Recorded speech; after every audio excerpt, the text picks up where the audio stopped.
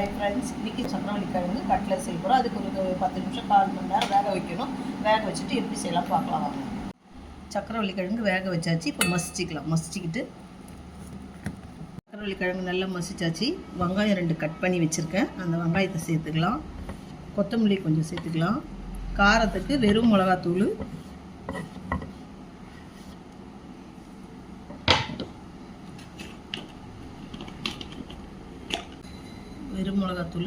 அவங்கவுங்க காரத்துக்கு தகுந்த மாதிரி. கொஞ்சம் காரமாக தான் பிடிக்கும் ஒருத்தருக்கு, காரம் கம்மியாக இருந்தாலும் ஒருத்தருக்கு பிடிக்கும்.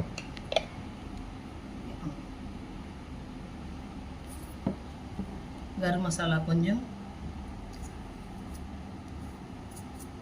சால்ட்டு ஒரு 1/4 டீஸ்பூனு,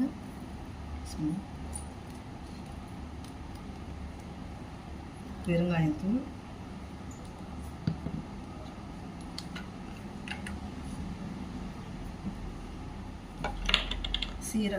சீரகத்தூள் கொஞ்சம் போட்டு எல்லாத்தையும் பசைஞ்சு, மாவு நல்லா உருண்டையாக இருக்கிறதுக்கு கார்ன் பவுட்ரு 2 டீஸ்பூன் எடுத்து வச்சுருக்கேன். அதையும் சேர்த்துக்கலாம். கார்ன் பவுட்ரு ஒரு 4 டீஸ்பூன் சேர்த்துக்கிறேன். விழுது 1 டீஸ்பூன் போடுறோம். இஞ்சி பூண்டு விழுது போட்டு நல்லா பிசைஞ்சிட்டு ரவையில் நாங்கள் ரோல் பண்ணி ரவையில் பண்ணுறோம். இல்லைன்னா ப்ரெட்டில் இருந்தால் ப்ரெட்லேயும் பண்ணிக்கலாம். எங்ககிட்ட ரவை இருக்குது, நான் ரவையில் பண்ணுறேன். இதை மாதிரி ரவுண்ட் பண்ணி வச்சுக்கணும்.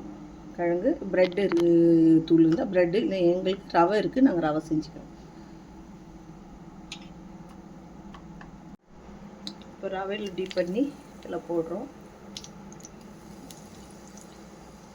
செவந்து வந்துடுச்சு.